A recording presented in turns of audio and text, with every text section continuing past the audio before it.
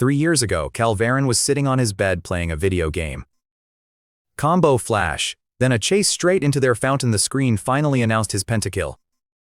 Kael Varen raised a glass of water to celebrate, only to choke on the first sip. Before he could even call for help, Kael Varen collapsed. Before Kael Varen blacked out, Kael Varen understood two things: water really could kill, and fountain diving probably did shorten your life.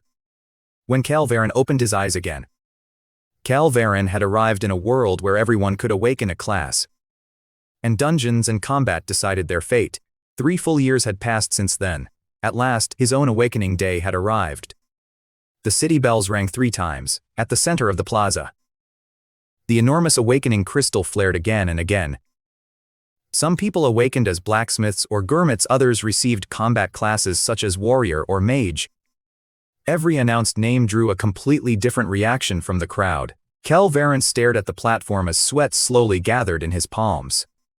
Kael Varen had already died one ordinary death in his former life. In this one, Kael Varen did not want to leave his fate in anyone else's hands.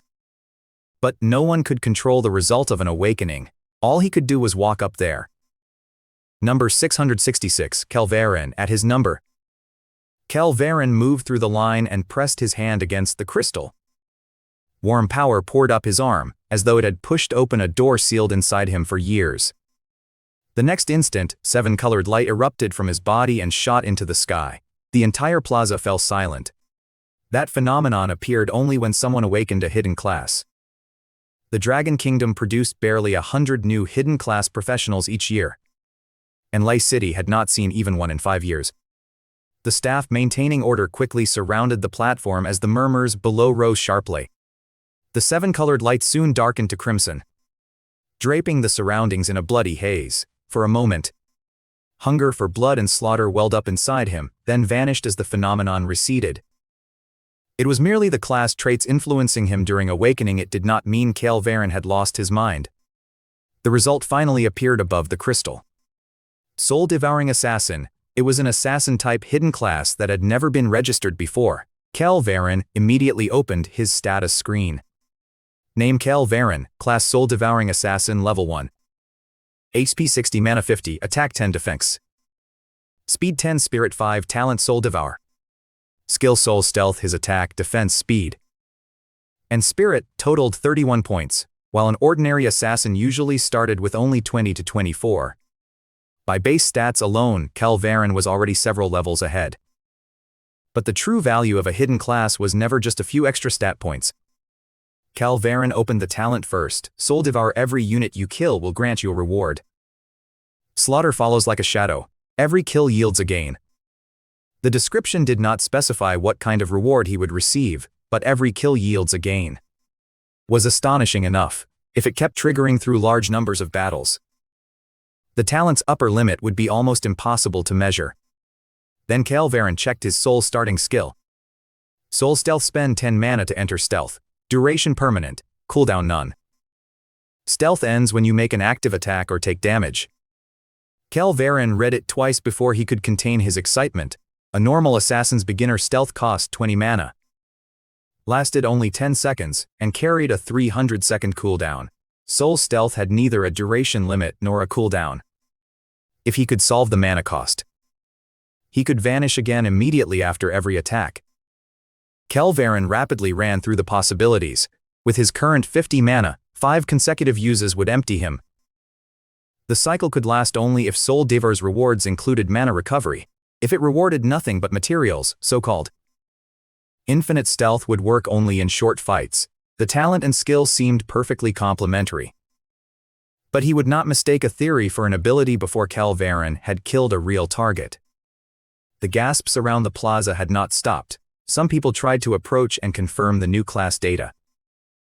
Others were already talking about direct university admission. The security staff kept them away from the platform. Kael Varen remembered only one thing: a hidden class had given him a powerful starting point. But it would also make more people watch every choice Kael Varen made. If a trump card did not need to be public, excitement was no reason to reveal it. This core enhancement became a core ability set capable of changing his entire way of fighting. This way, please. an attendant came to his side and led him toward a private room behind the plaza. Garrick Dawn, the chief official overseeing this awakening day, was already waiting inside. Hidden classes required basic registration. And Kael Varen wanted to learn how the country would treat a class that had never appeared before. Garrick Dawn did not ask about his skills first. He opened his file and verified his identity. Kael Varen, 16 years old, orphan, Lai City, waited 5 years for a hidden class. And yours has never even been registered. He pushed the file aside. Regulations require them to report your name, class, HP, mana, 4 primary stats, and the names of your talent and skills. Their exact effects are personal secrets. You don't have to disclose them. Kael Varen already knew the rule, while the next danger drew closer. So Kael Varen showed him only his basic screen, and kept the descriptions of Soul-Devour and Soul Stealth hidden. Less than a minute after registration, his communicator received 10 universal credits. Garrick Dawn told him it was the standard bonus for a newly awakened hidden class.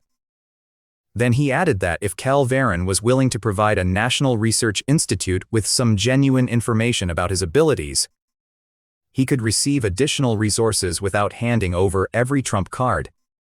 An ability matters only when it becomes real strength. He said, "Go home and think about it. You don't have to decide now." Kael Varen thanked him and left the room. People in the plaza had already recognized him, and several student teams wanted him to join them in a dungeon. Kael Varen did not stop. 2 lifetimes had taught him that a stranger's initial enthusiasm was no substitute for genuine strength. Instead of returning home, Kael Varen went directly to the public dungeon known as the Zoo. Dungeons in this world were broadly divided into 2 categories: those whose rules, dangers, and clear conditions had not yet been determined were frontier dungeons. Those already explored and operating reliably were progression dungeons. The Zoo was the lowest risk public progression dungeon. Entry cost only 1 universal credit. It was locked to easy difficulty, allowed parties of 1 to 5, and could be exited at any time. Inside were just 5 low-threat monsters: ornamental rabbits, fish, dogs, cats, and chickens. Many parents even brought their children here for an introduction to combat. Kael Varen had entered before, but without a class, he could only use training weapons to grow accustomed to real killing. Today, Kael Varen had come to test Soul-Devour. After paying admission, Kael Varen entered alone. An ornamental chicken strutted along the village road with its head held high. Kael Varen walked over and emptied its HP bar with 1 punch. A warm current immediately flowed into his body. Ornamental chicken killed. Soul-Devour activated. Spirit +1. His spirit rose from 5 to 6, and his maximum mana increased from 50 to 60. 1 kill had directly granted him a permanent stat point. An ordinary professional gained only 2 points per level. This reward was even stronger than Kael Varen had imagined. Kael Varen immediately activated Soul Stealth. His body vanished from the village road and his mana fell by 10. But no cooldown timer appeared on the skill. An ornamental rabbit hopped to the roadside. Kael Varen approached from behind and to one side, then ended the fight with a kick. Ornamental rabbit killed. Soul-Devour activated. Speed +1. A second species had granted him another permanent stat. Kael Varen continued through the village and soon encountered another ornamental chicken. When it fell, the system notification changed. Ornamental chicken killed. Soul-Devour activated. Restored 10 mana. The second kill of the same species did not grant another stat. Instead, it restored the exact 10 mana Soul Stealth had consumed. Kael Varen did not rush to a conclusion. Kael Varen found the other 3 monster species in turn. Ornamental cat killed. Attack +1. Ornamental dog killed. Defense +1. Ornamental fish killed. Speed +1. 5 species, 5 permanent stat points. Further kills rewarded HP, mana, or ordinary materials instead. To rule out coincidence, Kael Varen did not leave immediately. Kael Varen found 1 more of each species in the same order. The second ornamental rabbit did not increase his speed, only restored a little HP. The cat gave an ordinary material. The dog restored HP and the fish replenished mana. The rewards were random. But the boundary was clear: his first kill of a new species granted a permanent stat, while repeat kills supplied recovery or loot. Kael Varen also deliberately waited several minutes after using Soul Stealth. The skill displayed no timer, and remaining invisible did not continue draining mana. The true cost occurred only upon activation. As long as the average mana returned by each round of kills was at least 10. He could turn an invisibility skill other assassins used once every 5 minutes into a routine action before every attack. The test confirmed something even more important: Soul-Devouring could repay Soul Stealth's cost. As long as enemies remained on the battlefield and none had a reliable method of revealing him. He could truly loop stealth, attack, and stealth again. Infinite stealth was no longer just a theory. After leaving the zoo, Kael Varen organized all his test results again. The first time Kael Varen killed any monster species, Soul-Devouring granted 1 permanent stat point. Later kills of that species randomly returned HP, mana, or materials. The zoo's 5 species had given him 1 attack, 1 defense, 2 speed, and 1 spirit. That limitation did not disappoint him. It showed him his true path of growth. There were countless monster species in the world. Other people entered dungeons mainly for experience, equipment, and clear rewards. He could also collect permanent stats from every new species to maximize Soul-Devouring.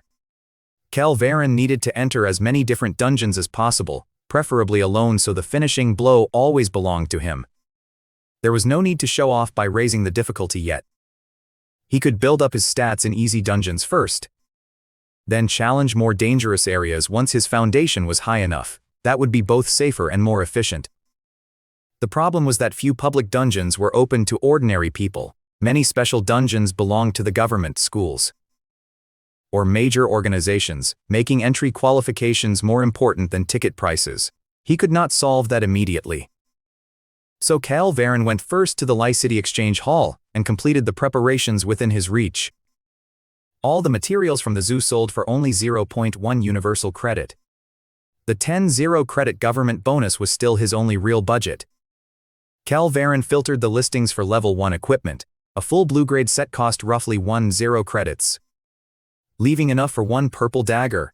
Ordinary purple gear came with an extra effect. The key was finding one that truly complemented Soul Stealth. Dire Bear Dagger Purple. Attack +6. Bonus attack +2. Level requirement 1. Price 60 universal credits. A pure stat increase would tempt other beginners, but it was not cost-effective for him. Soul-Devouring would eventually erase a difference of a few points. Lone Wolf Dagger Purple. Attack +5. Critical chance +10%. Level requirement 1. Price 70 universal credits. This one was good too, but still not the best match. Kael Varen kept filtering until a third item appeared. Phantom Dagger Purple. Attack +5. Damage of first strike from stealth +50%. Level requirement 1. Price 90 universal credits. A normal assassin's stealth had a long cooldown and high cost, making it hard to trigger the first strike bonus repeatedly in one fight. The market therefore rated this effect only average. For him, it was entirely different. Soul Stealth had no cooldown and Soul-Devouring could restore mana if Kael Varen vanished again after attacking. Every new exchange could receive the 50% damage bonus. The dagger did more than add a few points of attack. It amplified his entire combat cycle. Kael Varen paid all 90 credits without haggling. After the transaction, Kael Varen checked the dagger's durability and binding status on the spot, then practiced drawing it several times in the hall's training area. The Phantom Dagger was shorter than a standard training weapon and balanced closer to the wrist, ideal for quickly sheathing and repositioning after Kael Varen appeared. The stealth bonus applied only to the first strike after invisibility ended. If that strike missed, the effect was wasted. So reliable accuracy mattered more than blindly pursuing attack speed. With the remaining 10 credits, Kael Varen bought 6 pieces of blue-grade gear. Snow Fox Cap Spirit +4, 130 credits. Fire Rabbit Boot Speed +4, 130 credits. Crimson Snake Leather Armor Defense +4, 140 credits. Shadow Rat Bracelet Attack +2, Speed +2, 170 credits. Black Cat Necklace Attack +2, Spirit +2, 170 credits. Madhound Belt Attack +2, Defense +2, 160 credits. The 6 blue items cost exactly 900 credits, leaving only 100 in his account. Kael Varen did not begrudge the expense. Money sitting in an account could not block an attack, but equipment could help him safely acquire more stats and resources. Once everything was equipped, Kael Varen ran another movement test. The leather armor did not hinder bending or turning. And the bracelet did not collide with his dagger. Kael Varen recorded every increase to HP mana. And the 4 primary stats. Low-level equipment would eventually be replaced. But today it might let him withstand one more strike or activate Soul Stealth one more time. That difference could decide whether Kael Varen returned alive from his first real dungeon. Fully equipped, Kael Varen had gone from a newly awakened beginner to an assassin capable of clearing a dungeon solo. All that remained was choosing his first proper dungeon. Once his full set was equipped, Kael Varen opened his status screen again. Name Kael Varen, class Soul-Devouring Assassin, level 1. This detail mattered later. HP 70 130, mana 60 120. Attack 22, defense 13, speed 18, spirit 12. Talent Soul-Devour, skill Soul Stealth, equipment Phantom Dagger, Snow Fox Cap, Fire Rabbit Boots, Crimson Snake Leather Armor, Shadow Rat Bracelet, Black Cat Necklace. Madhound Belt, his 4 primary stats now totaled 75, including 22 attack, combined with Soul Stealth, Soul-Devour. And the Phantom Dagger's first strike bonus, Kael Varen was confident he could handle a basic dungeon alone. Kael Varen bought a few basic health and mana potions, restoring his unfilled HP and mana as Kael Varen traveled. Then a verified contact request appeared on his communicator. It came from the National Hidden Class Research Institute. When the video connected, a white-haired old man introduced himself first. His surname is Maeve, and Kael Varen am responsible for part of the country's hidden class research. Kael Varen. Kael Varen am contacting you to ask whether you are willing to report some of Soul-Devour's and Soul Stealth's effects. Elder Maeve did not ask him to display his complete status screen. He explained the terms clearly. His precise abilities were personal secrets, and he could refuse. If Kael Varen provided genuine information, the country would grant resources based on its value. And the records would be accessible only to people with the appropriate clearance. Kael Varen did not agree immediately. Kael Varen reconsidered what Kael Varen truly needed. 10,000 universal credits had already funded his initial equipment. More money and higher quality gear would certainly help. But Soul-Devour's growth depended not on equipment but on new monster species. Many dungeons were controlled by the government and other organizations, without entry clearance. Even the strongest talent would have nothing to target. If he could exchange some non-essential information for access to more dungeons, that deal suited him better than cash alone. 2 facts truly needed protection. The first kill of a new species guaranteed permanent stats. And Soul Stealth had permanent duration with 0 cooldown. The first determined Soul-Devour's growth ceiling. The second defined his combat style, revealing that kills could restore HP or mana, or that Soul Stealth surpassed ordinary invisibility. Would prove the class valuable without giving anyone enough information to build a complete countermeasure. Kael Varen am willing to provide some genuine effects, Kael Varen said. For the reward Kael Varen don't want universal credits. And Kael Varen want to specify equipment. Kael Varen want access to as many dungeons as possible. Elder Maeve fell silent for a moment, apparently checking some qualification. Then he proposed something far beyond his expectations. The Dragon Kingdom operated a national talent development program. It had very few full members, each receiving long-term support in resources, intelligence, and dungeon access. Elder Maeve happened to hold one recommendation slot and could list him as a provisional member. He would have to earn full membership through later evaluations. But even a provisional member received B-rank dungeon clearance and a 20% discount at most government-controlled dungeons. An ordinary professional began with only D-rank clearance. B-rank would expand his available dungeons by several tiers at once. That recommendation is extremely valuable. Kael Varen looked seriously at the screen. Thank you. Kael Varen only giving you a chance to compete, Elder Maeve said with a smile, if you re-available now. Kael Varen all come to Lai City and complete the registration in person. Before long they were seated in a sealed review room. Elder Maeve placed a polygraph on the table. His expression turning solemn. You may choose to disclose only part of the truth, but nothing you say can be false. Kael Varen nodded to show Kael Varen understood. The instrument activated, its indicator remaining steady. His task was to prove his value while protecting the trump cards that truly determined his potential. First, Kael Varen asked Elder Maeve to specify the record's classification and who could view it. Only after confirming that it would not automatically enter the public class database or become accessible to ordinary schools and commercial organizations did Kael Varen sit at the polygraph. An exchange had to begin with both sides understanding the boundaries.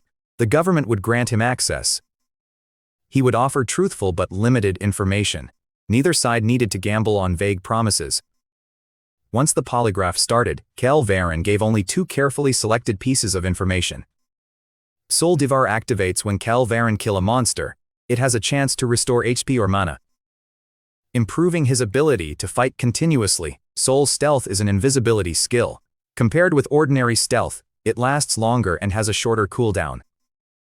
Every word was true, but Kael Varen never disclosed that a first kill of a new species granted permanent stats. Nor did Kael Varen reveal Soul Stealth's permanent duration and 0 cooldown. The polygraph never sounded an alarm. After recording the information, Elder Maeve gave the Soul-Devouring Assassin a very high assessment. He confirmed on the spot that his recommendation had been accepted. His communicator gained certification as a provisional member of the Dragon Kingdom's National Talent Development Program, and his dungeon clearance simultaneously rose to B rank. Kael Varen thanked him again. The country produced more than 100 hidden class professionals each year, along with many ordinary professionals who awakened powerful talents. A new class was rare. But rarity alone did not make someone worthy of development. Elder Maeve had given him an early chance to compete for full membership. That favor was no small thing. But whether he could turn the opportunity into strength was ultimately up to him. After leaving the review room, Kael Varen followed his original plan and went to the public dungeon Arklow Forest. It was a basic dungeon for level 1 professionals and contained 12 monster species, making it ideal for accumulating his first major batch of stats. Admission normally cost 3 universal credits. With the 20% B-rank discount, Kael Varen paid 2.4. The dungeon hall was packed with students who had just awakened when a 4-person party saw him arrive alone. They immediately invited him to fill their 5th slot. Kael Varen refused and continued toward the entrance. Someone soon called his name. The hidden class phenomenon had just appeared over Lice City, so being recognized was hardly surprising. Several party invitations appeared in succession. Kael Varen closed them all. Soul-Devour required him to land the kill personally. Teaming with strangers would only lower his efficiency and risk exposing the pattern behind his abilities. At the entrance, Kael Varen selected easy difficulty and went in alone. Kael Varen did not choose it out of fear. The first kill stats did not depend on difficulty. Soul-Devour cared only whether Kael Varen had killed that species before. Giving the same monster a thicker HP bar would not award more permanent stats. At this stage, the most efficient route was to encounter the greatest number of species at the lowest risk. Raising the difficulty would make more sense when Kael Varen needed experience, equipment, or an evaluation score. Kael Varen landed in a safe zone at the forest's outer edge, unlike the zoo, which could be exited anywhere. Arklow Forest allowed departure only from safe zones. Once Kael Varen entered the woods, he would have to find the next safe point or fight his way back along the same route before he could leave. That was the dividing line between an introductory dungeon and a real combat dungeon. Monsters here attacked on sight, and a professional who misjudged the danger could genuinely die inside. Every year, someone confused basic with completely safe and paid for that recklessness. Kael Varen checked his dagger, potions, and condition. His 130 HP and 120 mana were both full. 12 species meant 12 potential stat points and 12 different first kills Kael Varen had to secure in unfamiliar terrain. Once everything was ready, Kael Varen activated Soul Stealth before entering the forest. Kael Varen marked the entrance safe zone on his map and placed his health and mana potions where he could reach them fastest. If an area attack revealed him, his first response would be retreating to safety, not gambling on a second strike. If his mana fell too low to reserve one use of Soul Stealth, he would stop attacking. Infinite stealth existed only while Kael Varen had enough resources. Forgetting that could turn even the strongest skill into a reason to die. 10 mana vanished, and his body disappeared from the safe zone. Kael Varen moved into the forest along the shadows. Not rushing for speed, first checking the surrounding movement and his initial retreat route. This was his first real dungeon after awakening. Infinite stealth gave him an advantage. But it could not judge danger for him. If Kael Varen wanted to survive long enough to nurture Soul-Devour, Kael Varen had to make every step secure himself. Not long after entering the woods, Kael Varen spotted a fist-sized Arklow mantis on a tree. It could not see him while Kael Varen was invisible, but it seemed to sense danger. Its forelimbs rose as it kept turning. Kael Varen circled the area first and confirmed there was no second monster nearby. Then attacked from behind, the Phantom Dagger pierced its shell, and the first strike bonus activated. Damage 18, its HP bar instantly fell by nearly 1/5. The Arklow mantis turned and counterattacked for 9 damage. Kael Varen stabbed back for 12, then reactivated Soul Stealth and avoided its next attack. Kael Varen circled behind it with the same rhythm. First strike from stealth, take 1 counterattack, follow with another stab. Then vanish again. After 3 rounds, it had only 40% HP left. Once Kael Varen confirmed he could finish it directly. Kael Varen stopped spending mana and ended the fight with his dagger. Level 1 Arklow mantis killed. EXP +1. Soul-Devour activated. Attack +1. The entire fight cost 30 mana and 36 HP. The results showed that he could reliably solo an ordinary level 1 monster. But Kael Varen was far from being able to ignore damage. Kael Varen recorded the duration, damage, and recovery rate of all 3 exchanges. The Phantom Dagger raised his first strike from 12 damage to 18, a substantial benefit. But every new activation of Soul Stealth cost 10 mana. If Kael Varen disappeared after every stab in pursuit of a flawless kill, his mana would empty before his HP. Against targets with different defense, he would need to decide anew how many strikes to make in each exchange. Kael Varen drank a potion and continued forward under stealth. Kael Varen first found a small safe zone. Then a lone Arklow centipede. Its attacks differed from the mantis', but their strength was similar. Kael Varen did not repeat the entire testing process and soon killed it. Arklow centipede killed. EXP +1. Attack +1. His experience bar rose only to 210. Leveling would clearly take time, but Kael Varen was in no hurry. Others needed an entire level to gain 2 stat points. Kael Varen had already gained the same amount from 2 new species. The deeper Kael Varen went, the denser the monsters became. Kael Varen temporarily avoided 5 Arklow bees clustered together and dealt with isolated targets first. An Arklow scorpion gave him 1 spirit, an Arklow bee and Arklow rabbit each gave 1 speed. And an Arklow fox added another 1 spirit. When Kael Varen killed another Arklow mantis, Soul-Devour also rewarded a gray Arklow bracelet with speed +1. It was inferior to his blue bracelet, but could be consigned for 1 universal credit. That proved Soul-Devour's random rewards included not only recovery and materials, but equipment as well. A continuous ring of safe zones separated the forest's outer and inner regions.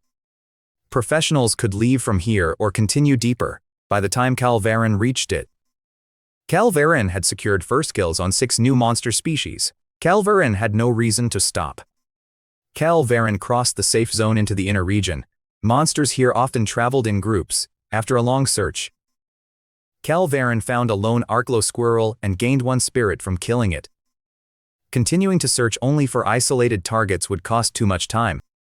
Kael Varen checked his current mana and attack and quickly changed his plan. Soul Stealth had no cooldown. And the Phantom Dagger increased his first strike damage, as long as Kael Varen calculated his mana and retreat routes. A monster group did not mean he could not force a single target kill. From now on, he would enter their groups and choose his targets proactively. That did not mean fighting the whole group head-on. He would lock onto a monster at the formation's edge and change direction immediately after appearing, using the time the others needed to turn and search to prepare his next strike. As long as fewer than 3 targets could hit him at once. Crowding might actually reduce their pursuit efficiency, as they obstructed one another. True failure meant remaining at the center of the encirclement after his mana was exhausted. After changing strategies, Kael Varen recalled the monster locations along his route and selected 3 Arklow badgers traveling together. His attack had risen to 24, unless an ordinary monster had exceptional defense. Roughly 5 first strikes from stealth would empty its HP bar, including his final retreat. About 60 mana would be enough for one forced kill. Kael Varen crept close to the outermost badger, emerged with the first stab, and immediately vanished again. All three badgers turned at once but could not find their attacker. Kael Varen shifted to the opposite side and struck again, giving his target no time to track or counterattack. After 5 rounds, his chosen Arklow badger fell while the other two continued spinning around in confusion. They lunged several times toward the sound, but Kael Varen had already approached again from the opposite side. Kael Varen reduced every appearance to the span of a single stab, preventing the 3 targets from ever coordinating an attack on the final round. Kael Varen deliberately kept 20 mana in reserve so he could activate Soul Stealth twice after the kill and avoid being trapped if Soul-Devouring did not immediately restore mana. Arklow badger killed. EXP +1. Attack +1. Kael Varen retreated under stealth, refilled his mana, then targeted a troop of Arklow monkeys, this time. 7 companions surrounded his target. Their greater numbers did not change his method. If they could not maintain a lock on him, they could not turn that numerical advantage into effective attacks.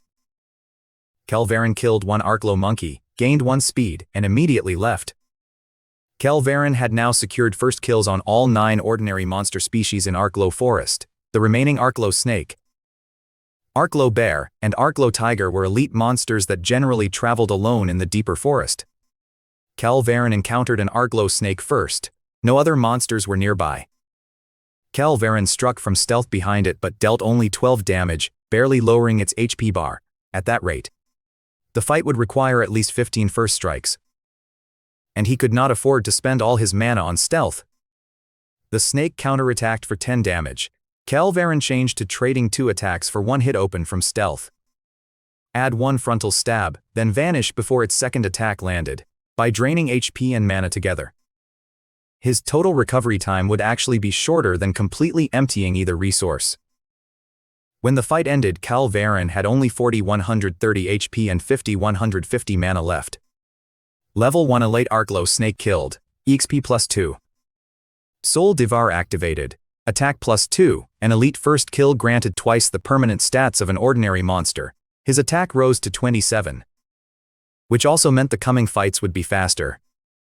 Kael Varen drank potions and continued searching for an Arklow bear. Heavy impacts echoed through the woods, following them. Kael Varen found a brown bear repeatedly ramming a tree. There were no other monsters nearby. So Kael Varen waited at a safe distance for full recovery, then attacked from behind. His first strike from stealth dealt only 3 damage, and a normal attack just 2. The Arklow bear turned slowly. But one swipe removed 12 HP, high defense, and powerful attacks. Trading blows directly would never work. Kael Varen immediately used Soul Stealth to disengage and observed from beyond its attack range. The Arklow bear returned to the tree, moving along a slow, fixed path. Its true weakness was not a stat. It was its speed and turning rate. That swipe had also reminded him that 12 was merely the normal damage of a successful hit. If it knocked him down and followed up, his loss would far exceed that single number. The Arklow bear charged in straight lines and briefly stalled after striking a tree. Although the system left it unmarked, the environment created a genuine opening created by the environment. To kill it, Kael Varen had to use the terrain, not compare HP bars. Kael Varen tested several rhythms in succession. In a direct exchange, he could attack twice for every blow from the Arklow bear. Kael Varen dealt 4 damage while losing 12 HP. Circling behind under stealth earned him 1 extra stab, but its counterattack after turning still exceeded his output. Spending all his mana on first strikes would not empty its HP before Kael Varen had to disengage and recover. After several unprofitable tests, Kael Varen withdrew from combat. The Arklow bear soon recovered and resumed ramming the tree before it. That movement gave him the answer. It was powerful but did not navigate around obstacles. The forest itself offered ready-made cover. Once fully recovered, Kael Varen attacked from stealth again and immediately circled behind the tree. The Arklow bear pursued and brought down its claws, but the blow landed on the trunk. Kael Varen darted out from the other side, stabbed it, and instantly repositioned. When one tree broke, Kael Varen moved to the next, if an attack was truly unavoidable. Kael Varen used Soul Stealth to evade. Each stab dealt only 2 or 3 damage, making the process slow. But Kael Varen no longer had to trade HP with it. Kael Varen never used the same tree too long. Every collision cracked the trunk. Waiting until his cover collapsed before moving might let the branches block his escape. Kael Varen always repositioned before its second impact, allowing the next tree to absorb its frontal force. Dozens of tiny hits accumulated little by little, turning the fight from a contest of stats into a test of patience. After destroying several trees, the Arcglow Bear finally ran out of HP.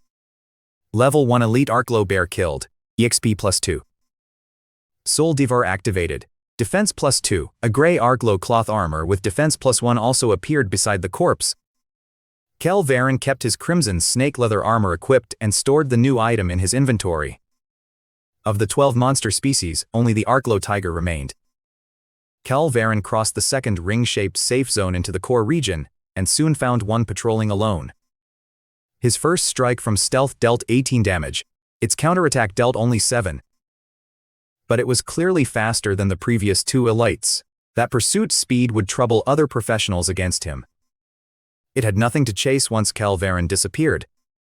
The sounds of combat drew 3 more of its kind. Kael Varen landed the final blow before they arrived. Then left under Soul Stealth, Level 1 Elite Arcglow Tiger killed, EXP +2, Soul-Devouring activated, Speed +2. Kael Varen had now secured first kills on all 9 ordinary and 3 elite species. His original objective was complete. But Kael Varen kept walking toward the forest's deepest point. If elite first kills gave 2 stat points, the dungeon boss might grant even more. Soul Stealth also gave him the ability to disengage at any time. It was at least worth identifying the boss species and combat mechanics. A small hill stood at the center of the core region, guarded at its foot by 8 Arcglow Tigers. Kael Varen slipped through the line unseen and found the Arcglow Tiger King at the summit. It had been lying on the ground. As if sensing something nearby, it abruptly stood and searched the area. Kael Varen neither moved nor attacked. Unable to find him, it raised its head and roared. That was more than intimidation. All 8 Arcglow Tigers at the foot of the hill immediately changed direction, proving the boss could summon its guards without locking onto an enemy. If Kael Varen appeared now, he would face 9 speed-type targets within moments, even if Soul Stealth let him escape. Any area collision might reveal him again. The 8 guards below immediately charged toward the summit. The Tiger King did not need to see its enemy to call its guards. That mechanic made forcing a one-on-one battle more complicated. Instead of retreating immediately, Kael Varen approached before the guards arrived. Since Kael Varen was already here, he would at least obtain its true defense attack and HP data before deciding whether he could secure this first kill. Before the 8 guards reached the summit, Kael Varen stabbed the Tiger King from behind. Damage 9. Its HP bar fell by less than 1/20th, meaning its total HP was high, but its defense was not as extreme as the Arcglow Bear's. The Tiger King turned and struck him for 11 damage. Both its speed and attack exceeded an ordinary Arcglow Tiger's. Once Kael Varen had the basic data, Kael Varen immediately used Soul Stealth and disengaged. The Arcglow Tiger King was an all-around enhanced, speed-type boss, alone. He could trade 2 attacks for 1 hit and empty its HP first. The real problem was its 8 summoned guards. Kael Varen had enough mana to force-kill 1 target, but not enough to sustain the combined pressure of the boss and 8 elites. There was only one solution: clear the guards first, then return for the duel. Kael Varen waited for his HP and mana to recover, then targeted the Arcglow Tigers around the perimeter one at a time, every time. Kael Varen repeatedly struck the same target from stealth, killed it, and immediately relocated. The 8 guards could not maintain a lock on his position, and could only search the foot of the hill and surrounding woods. Again and again, the guards stayed close together, so Kael Varen did not attack in a fixed order. Whenever one stood at the outside with a gap between it and its companions, that one received his next round of damage, if a roar from the Tiger King made them regroup. Kael Varen paused and waited for their formation to spread again. The key to a forced kill was not stabbing fast, but ensuring that only his current target could touch him the instant Kael Varen appeared.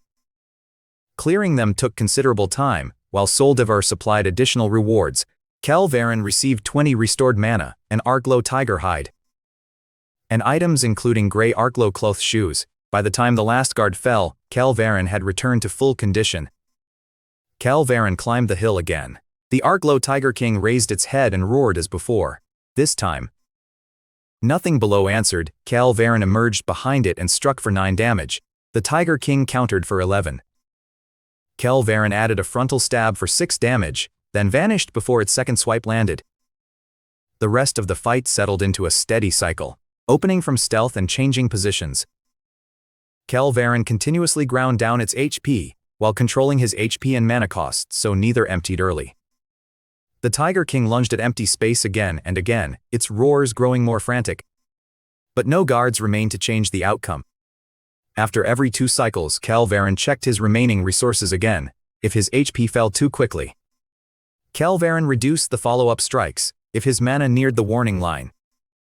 Kael Varen accepted one predictable claw strike and saved an activation of Soul Stealth. The tactic was not a rigid 2 attacks for 1 hit, but constant adjustment between 2 resources, ensuring Kael Varen still had enough left to disengage when the Tiger King reached 0. When it had only a sliver of HP left, Kael Varen did not relax early. Kael Varen waited for its lunge to miss, appeared behind and to one side, and drove his dagger into a vital point. Level 1 boss Arc-Glow Tiger King killed. EXP +3. Soul-Devour activated. Speed +3. Tiger King Battle Boots acquired. As expected, a first boss kill granted 3 stat points, and Soul-Devour also rewarded purple gear directly. Tiger King Battle Boots purple speed +6. Effect movement speed +50% while out of combat. Level requirement 1. The effect did not increase his damage directly, but it suited him perfectly, under Soul Stealth. Kael Varen spent most of his time out of combat, so 50% faster movement would greatly shorten exploration, repositioning, and retreat. The Tiger King Battle Boots also provided 2 more speed than his Fire Rabbit boots, so Kael Varen equipped them immediately. The Tiger King itself dropped nothing else, creating only a temporary safe zone beside its corpse. Perhaps the purple reward had consumed enough of his luck, but every objective was complete. Kael Varen entered the safe zone and left the dungeon, back at the entrance. His HP and mana were both near the warning line, and the people nearby could naturally see his condition. Kael Varen offered no explanation and walked away. They saw only the resources Kael Varen had spent. They did not know Kael Varen had personally secured first kills on all 12 monster species and the final boss. His permanent stat gains from Arc-Glow Forest far exceeded expectations. 9 ordinary species granted 9 points, 3 elites gave 6, and the final boss added another 3. For a total of 18. Kael Varen also obtained purple Tiger King Battle Boots, 3 gray items and several materials. The run awarded 45 EXP in total. That seemed insignificant beside the stat growth. But it confirmed another rule: ordinary monsters, elites, and bosses granted different experience. And Soul-Devour's first kill stats also rose with threat level. In future dungeons, he could not merely count species. Kael Varen had to distinguish target tiers. A high-risk boss might bring 3 stat points and high-quality equipment at once, making it worth reserving his full condition for the encounter. Kael Varen went to the exchange hall first and disposed of the items Kael Varen did not need. The materials sold for 1.2 universal credits, the 3 gray items for 3.1. And Kael Varen consigned the replaced Fire Rabbit boots at 130 credits. Demand for low-level equipment was high immediately after Awakening Day. At a reasonable price, they should sell quickly.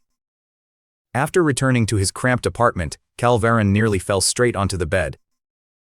His body did not feel tired in the traditional sense, but prolonged combat had exhausted his concentration.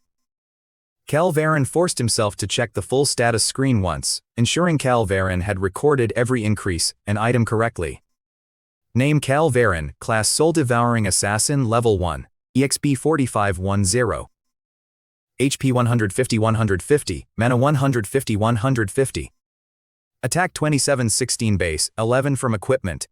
Defense 15-9 base, 6 from equipment. Speed 28-20 base, 8 from equipment. Spirit 15-9 base, 6 from equipment. Talent Soul-Devour, skill Soul Stealth. Equipment Phantom Dagger, Tiger King Battle Boots, Snow Fox Cap, Crimson Snake Leather Armor, Shadow Rat Bracelet, Black Cat Necklace, Madhound Belt. His 4 primary stats now totaled 85. Even without equipment, his base total was 54.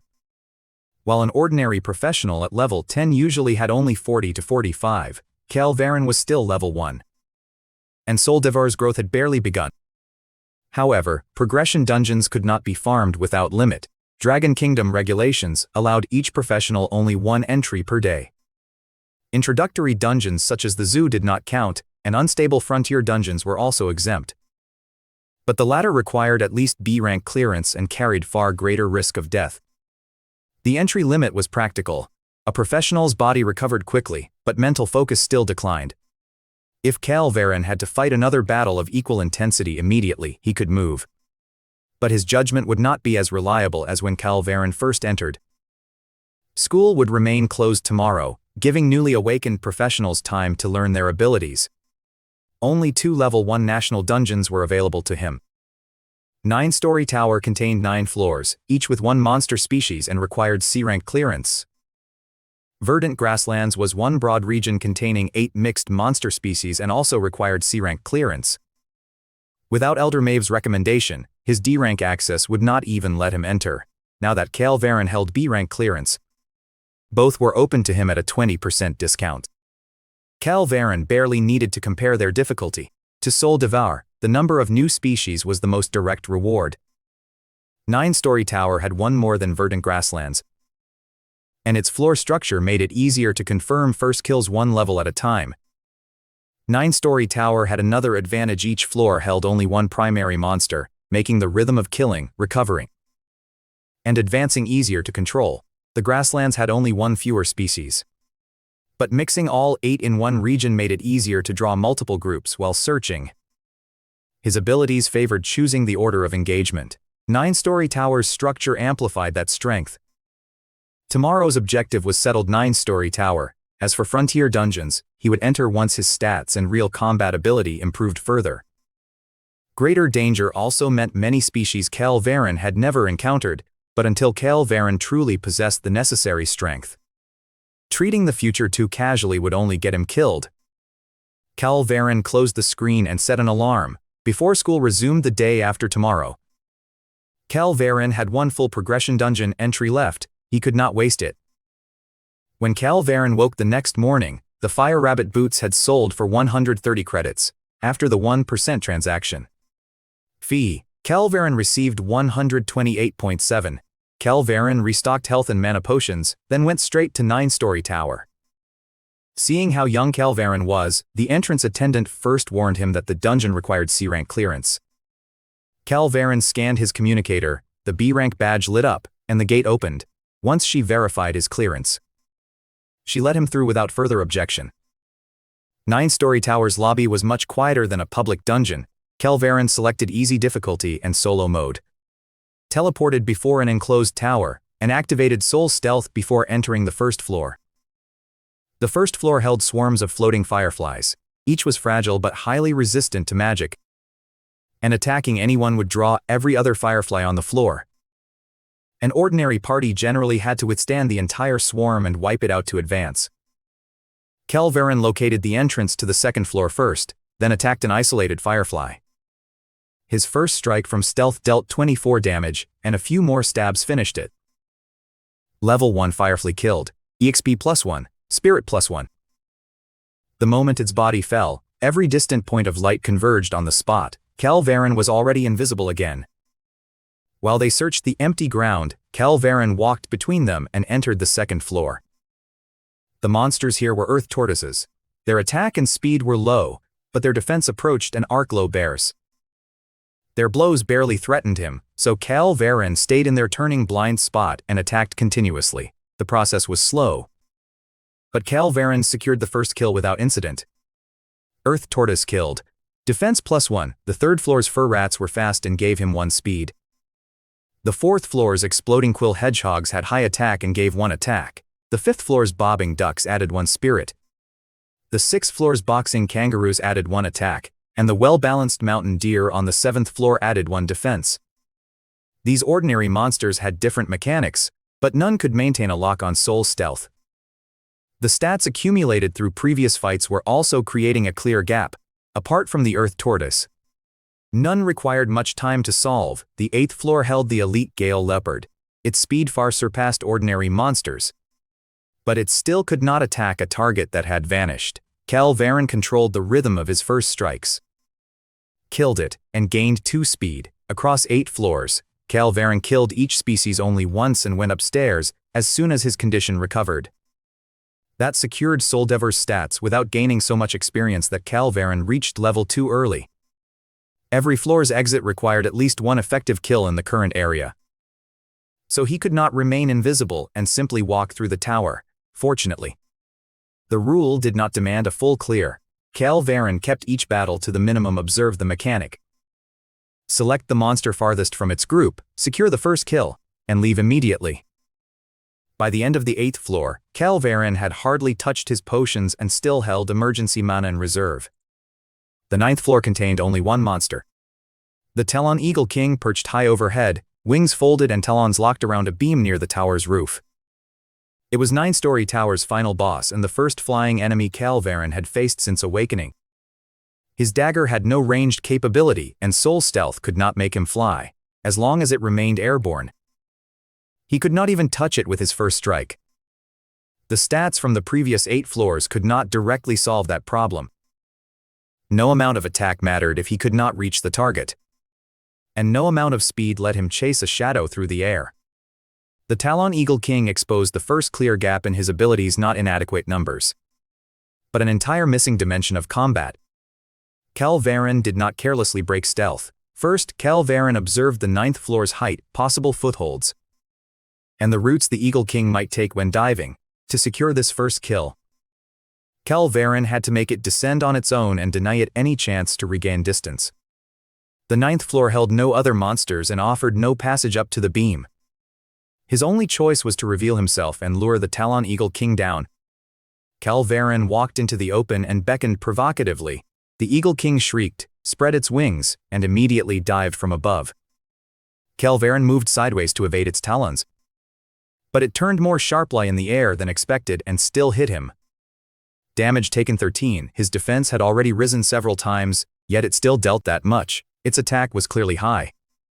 While it skimmed the floor, Kael Varen stabbed back for 10 damage, lowering its HP by more than 5%.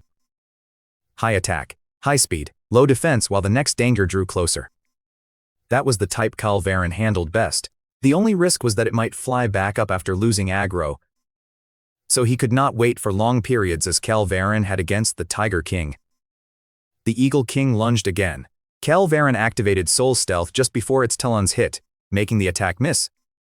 Then adjusted by 1 step and emerged to strike before it could climb. Damage 15. That hit pulled it back into melee. Whenever it prepared to attack, Kael Varen briefly disappeared, evaded the damage, and immediately emerged with another stab. New attacks kept drawing its attention, denying it enough time to return to the beam. His mana steadily declined while the Eagle King's HP dropped section by section, after its final dive missed. Kael Varen stabbed a vital point from the side. It beat its wings in a struggle but never left the ground again. He could not stretch the intervals between stealth activations. 1 complete wing beat might carry it back to the beam, after which his earlier damage would recover when it left combat. He would rather accept an occasional graze when safe than lose aggro and melee range. It finally reached finishing range when Kael Varen had only enough mana for 2 more uses of Soul Stealth. Level 1 boss Talon Eagle King killed, EXP +3. Soul-Devour activated, attack +3, Talon Bracelet acquired. 9-story towers 9 first kills granted him 12 permanent stat points in total, 7 from 7 ordinary species, 2 from the Gale Leopard, and 3 from the Talon Eagle King. The boss also rewarded another piece of purple gear. Talon Bracelet Purple, attack +3, speed +3. Effect greatly increases jumping ability, level requirement 1.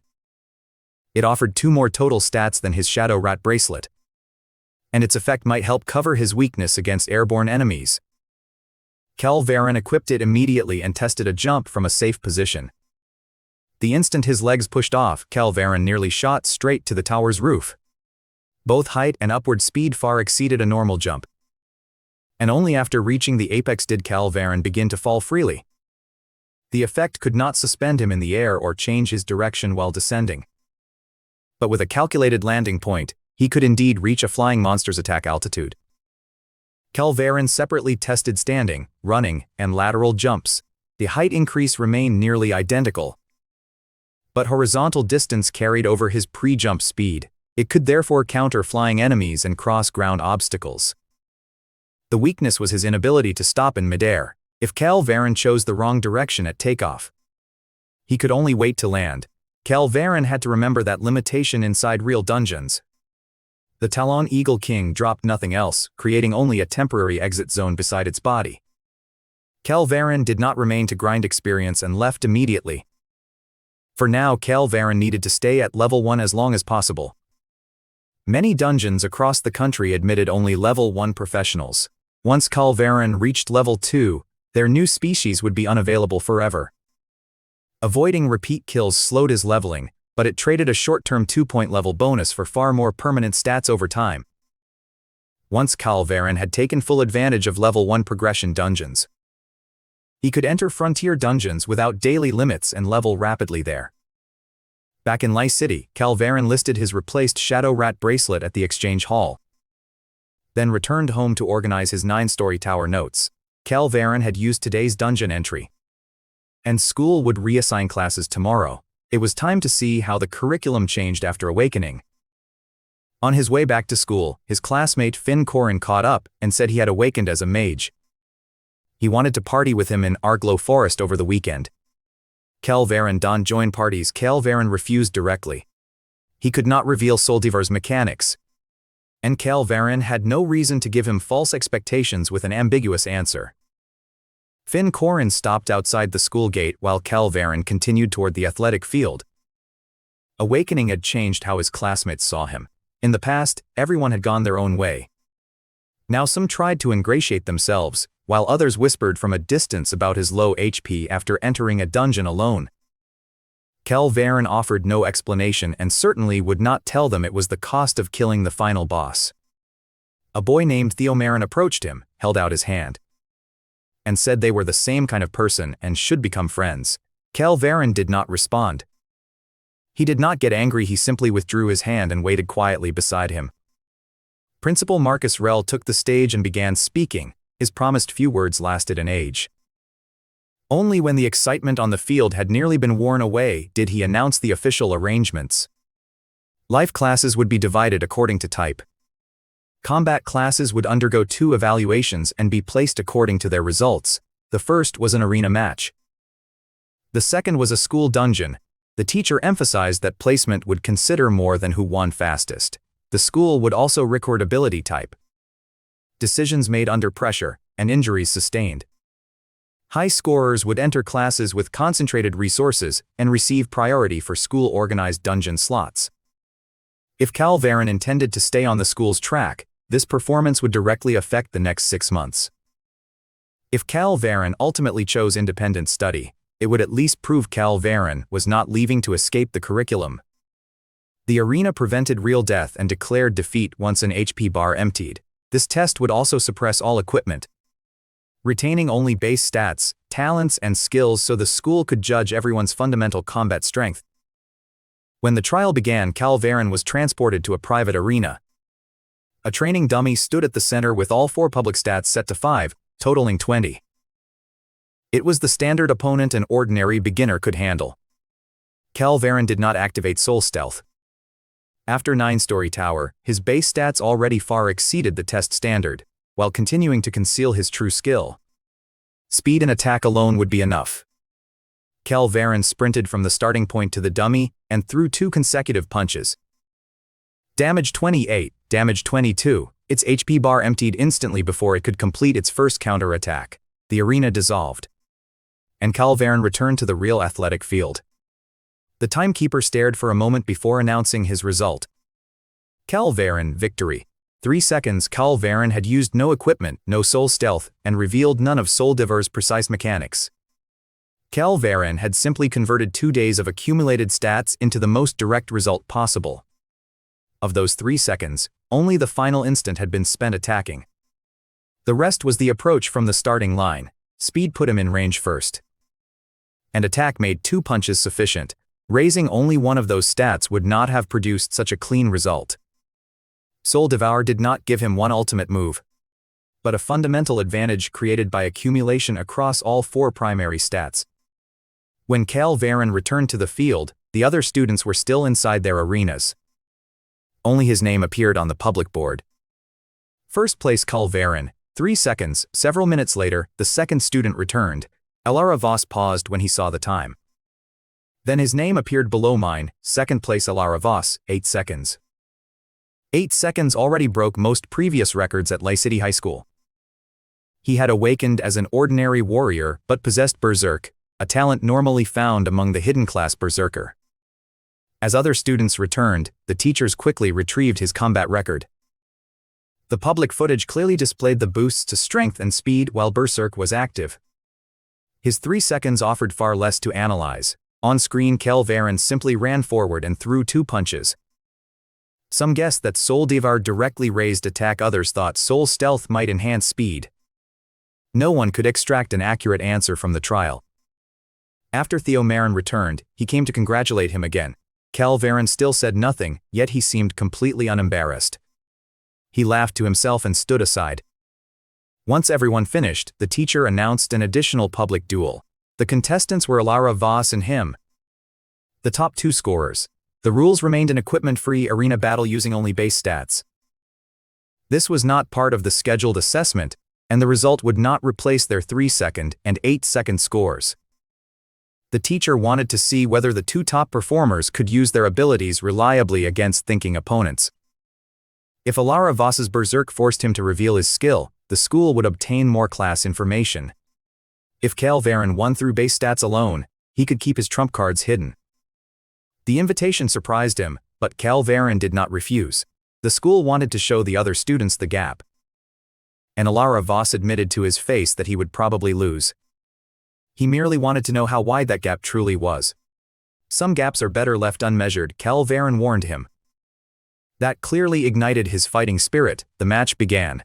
Crimson energy rose around Alara Voss, simultaneously increasing his speed and strength. That was Berserk.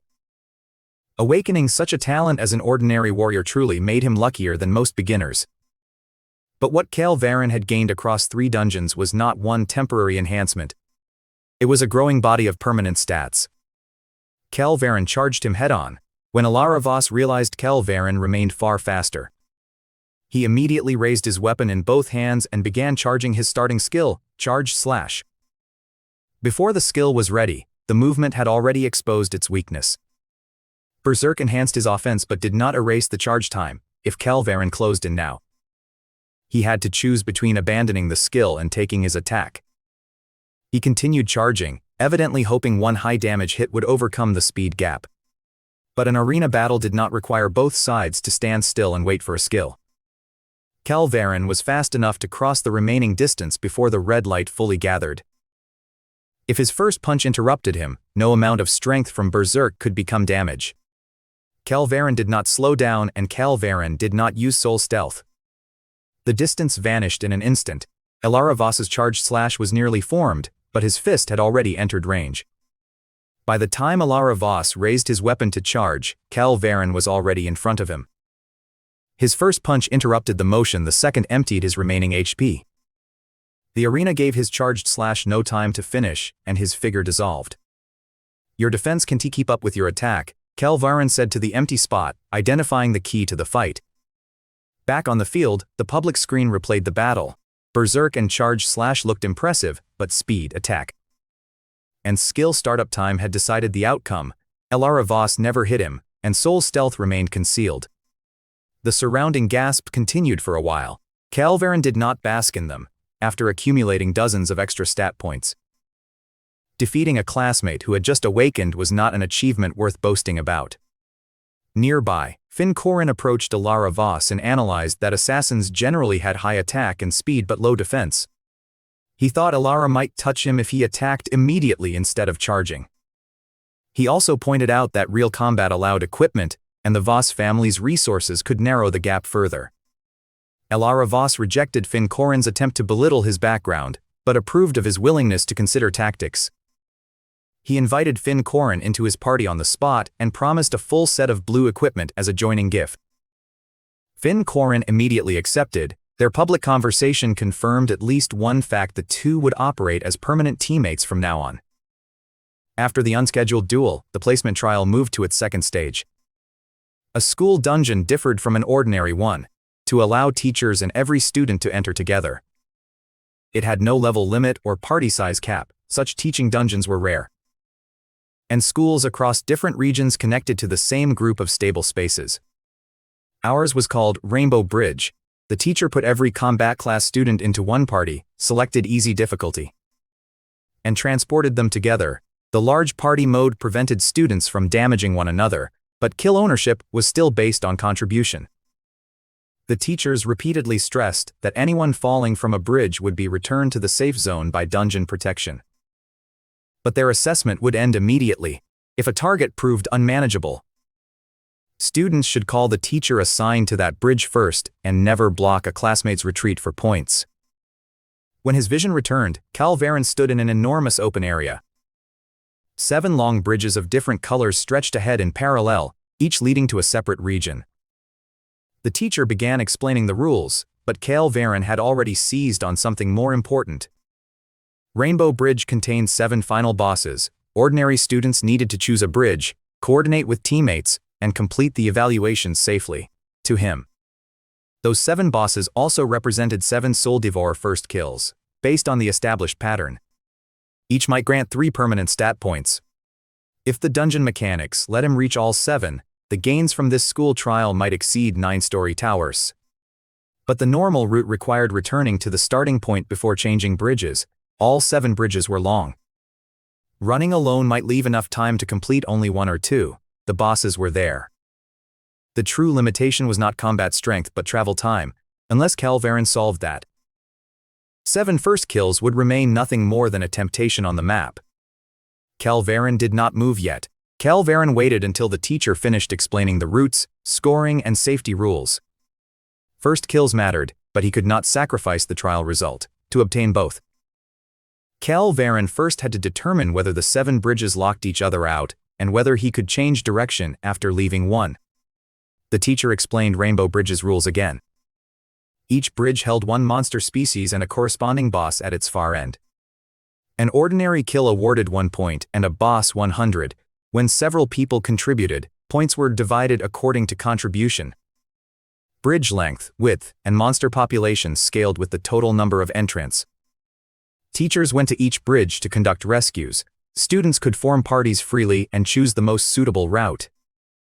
Equipment effects functioned normally during the dungeon trial, giving a clear advantage to students from well-funded families who had already completed their gear sets.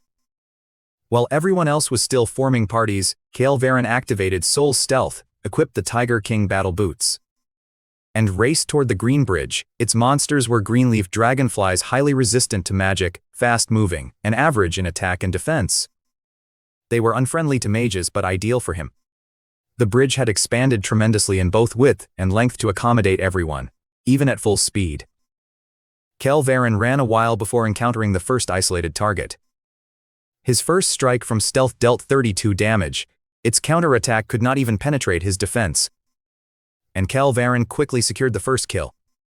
Level 1 Greenleaf Dragonfly killed. EXP +1, Spirit +1. The live rankings immediately gave him 1 kill point. Kael Varen did not clear more ordinary monsters. Remaining invisible and out of combat, Kael Varen used the Tiger King battle boots movement bonus and ran straight to the bridge's end.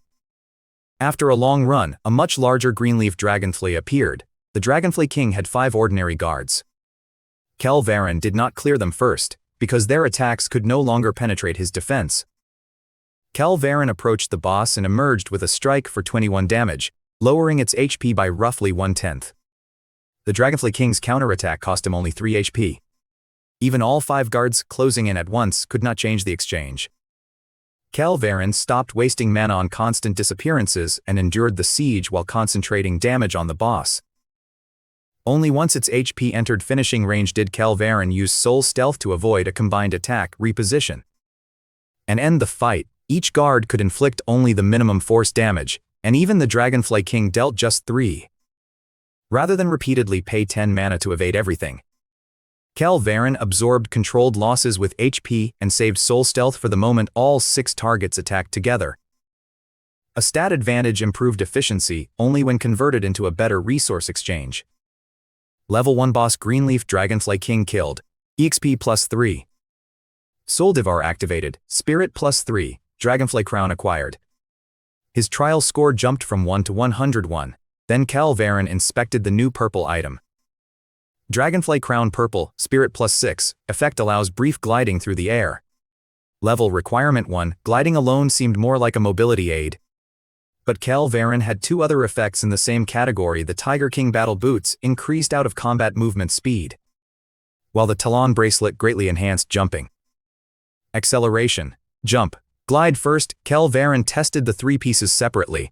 The Tiger King Boots accelerated him only out of combat after takeoff. The Talon Bracelet determined his initial height. The Dragonfly Crown slowed his descent rather than creating thrust. The 3 effects had to link in that order. If any step came early or late, he might lack horizontal distance. Combined, they might carry him across the gap between bridges. The normal route required returning to the initial safe zone before changing bridges. If he could glide sideways directly, he would eliminate most travel time. Kael Varen equipped the Dragonfly Crown and walked to the center of the green bridge. Before trying the idea for real, Kael Varen needed 1 test within the bridge's boundaries where failure would not eject him from the dungeon.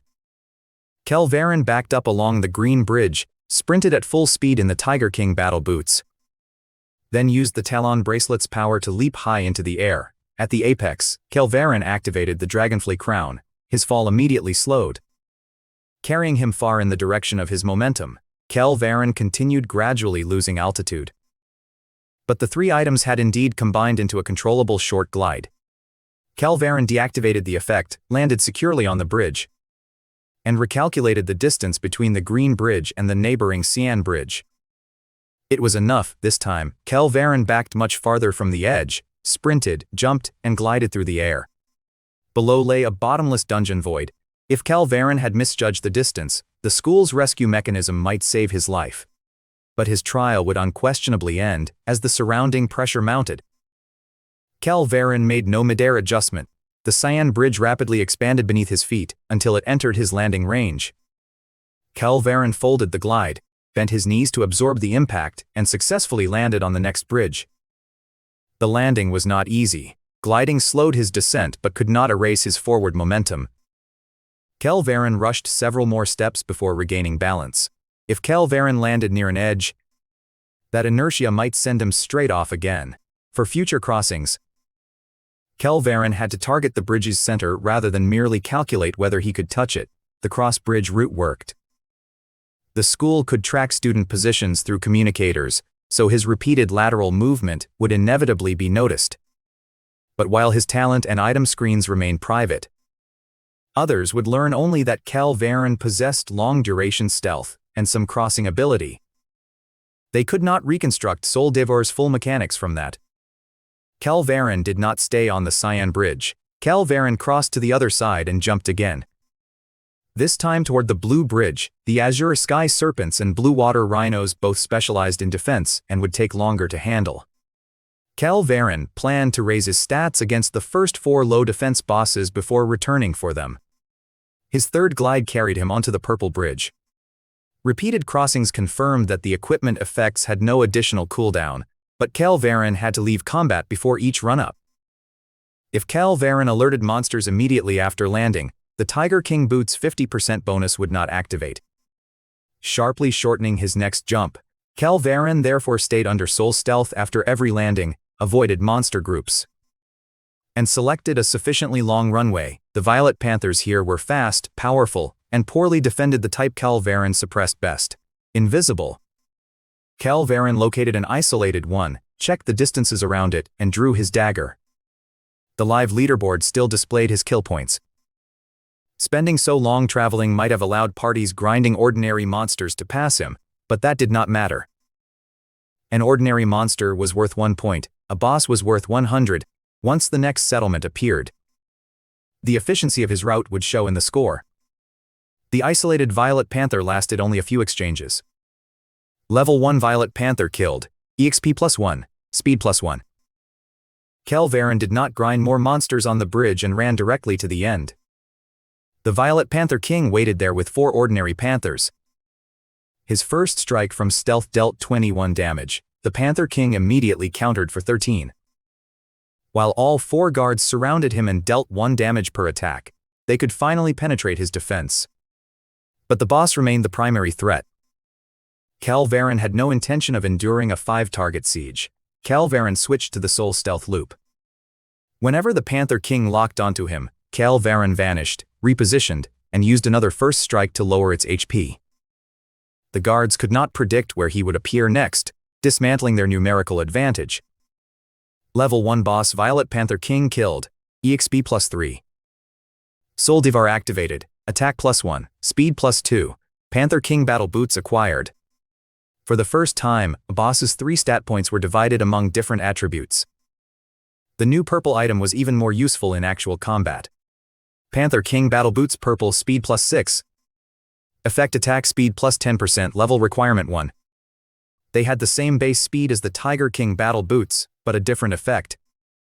Kael Varen decided to wear the Panther King boots in combat for faster attacks. Then switch back to the Tiger King boots for travel and bridge crossings. Equipment could be changed only out of combat, meaning he could not swap boots while a boss's claw was already coming down, before reaching a bridge's end. Kael Varen had to choose his pair in advance and restore the mobility setup after battle. Kael Varen saved the 2 configurations separately so the wrong equipment would not disrupt his entire movement chain in an emergency. After settlement, his score reached 202. Using repeated glides, Kael Varen crossed the blue, cyan, green, and yellow bridges before stopping on the orange one. Orangeglow monkeys had high attack, but an ordinary first kill posed little risk now. Kael Varen killed one for 1 attack, then ran directly to the bridge's end. The Orangeglow Monkey King crouched there with ordinary guards. Kael Varen equipped the Panther King boots and used Soul Stealth to dismantle its attack rhythm. Every heavy punch struck only the place where Kael Varen had just appeared. Repeated first strikes and faster attacks rapidly lowered its HP to 0. Level 1 boss Orangeglow Monkey King killed. EXP +3. Soul-Devouring activated. Attack +3. Orangeglow belt acquired. Orangeglow belt purple, attack +3. Defense +3. Effect bonus attack +3 level requirement. There were no complicated conditions, just another 3 attack. Both the base stats and effect clearly surpassed his Madhound belt, so Kael Varen equipped it immediately. After changing belts, Kael Varen tested the difference on an ordinary Orangeglow monkey. The same first strike from the same position dealt visibly more damage. Proving bonus attack participated in later damage calculations instead of merely appearing on the screen. The next Red Flame Horse King was also an offensive boss, so this immediate improvement would directly shorten his exposure to its counterattacks. 1 boss kill had granted 3 permanent attack, while the equipment added another significant stretch of combat power. As the Orangeglow Monkey King fell, his score rose to 303. Next came the Red Bridge. Its Red Flame horses also favored speed and offense, making them perfect targets for his newly improved attack. Kael Varen glided onto the Red Bridge, killed 1 Red Flame horse for 1 attack, then raced toward the Horse King's territory. The Red Flame Horse King had slightly higher defense than the Monkey King, but it still could not withstand his current damage. Kael Varen used Soul Stealth to evade its direct charge and repeatedly emerged behind and to the side as it turned. The fight did not last long before the 4th boss fell. Level 1 boss Red Flame Horse King killed. EXP +3. Soul-Devouring activated. Attack +2, speed +1, Red Flame Dagger acquired. Red Flame Dagger purple. Attack +6, damage dealt +10%, level requirement 1.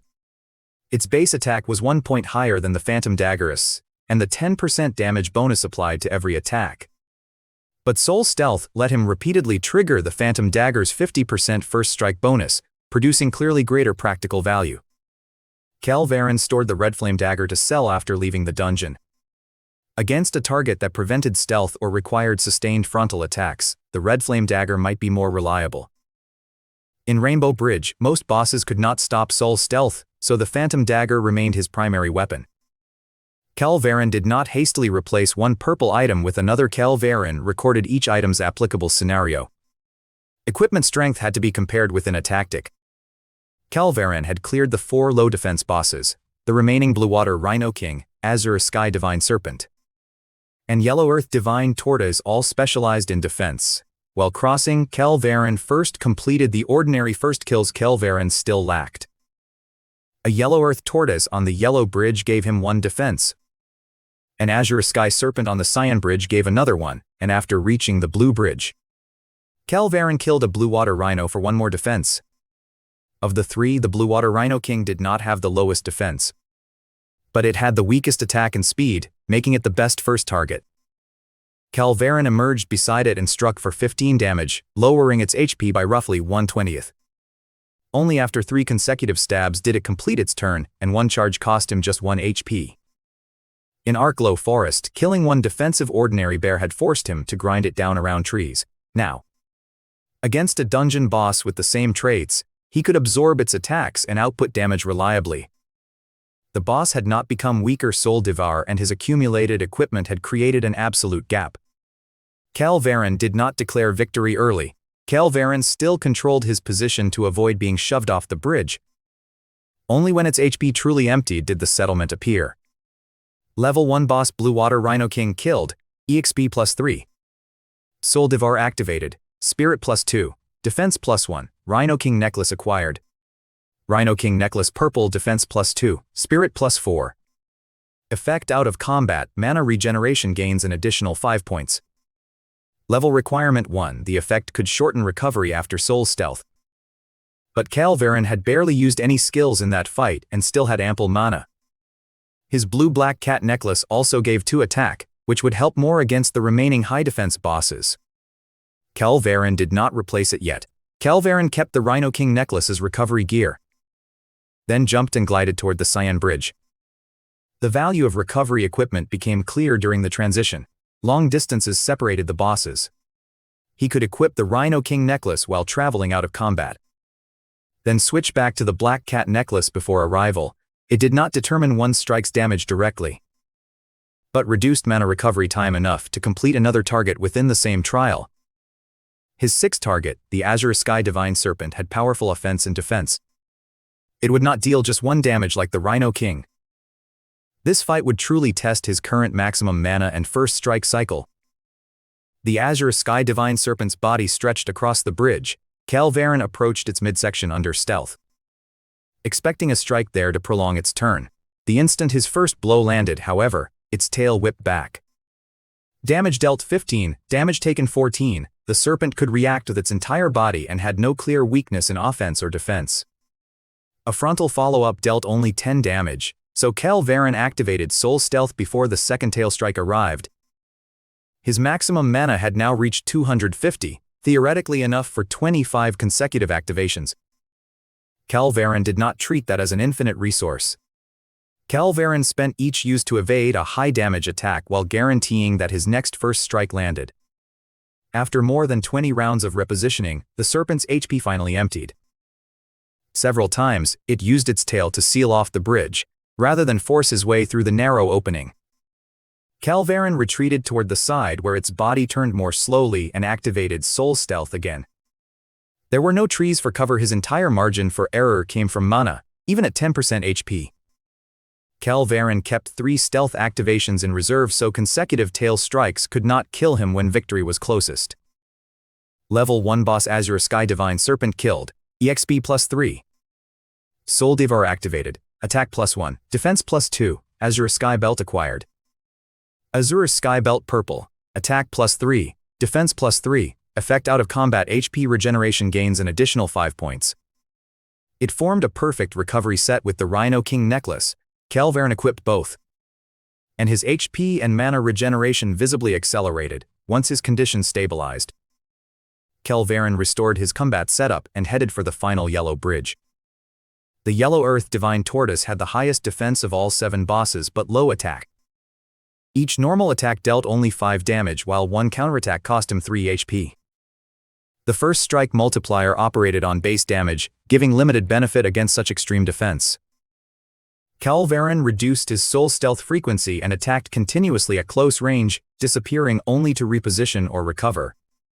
The fight was slow, but every hit steadily reduced its HP. Its attacks were too weak to overturn the exchange. Kael Varen only had to keep his concentration through the long process. His final stab struck its head, and its HP bar at last reached 0. Level 1 boss Yellow Earth Divine Tortoise killed, EXP +3. Soul-Devouring activated, defense +3, Yellow Earth Battle Armor acquired. Yellow Earth Battle Armor Purple defense +6. Effect damage taken 10% level requirement 1. The Yellow Earth Battle Armor surpassed his Crimson Snake Leather Armor in both stats and damage reduction, so Kael Varen equipped it immediately. His trial score settled at 707, 1 point for each of 7 ordinary species, and 100 for each of 7 bosses. Every boss in Rainbow Bridge was gone. Remaining would only add repeat kill experience that Kael Varen did not need. Kael Varen checked the system log. All 7 ordinary species, 7 bosses, 7 score settlements, and corresponding Soul-Devouring rewards were present. None had lost ownership because of a bridge crossing or equipment change. The 707 points not only dwarfed an ordinary grinding route, but proved that the 3 mobility items could cross all 7 bridges reliably, rather than succeeding once by chance. Kael Varen walked into view of the teacher assigned to the Yellow Bridge and explained that his first kill objectives were complete, and Kael Varen intended to leave early before anyone nearby could respond.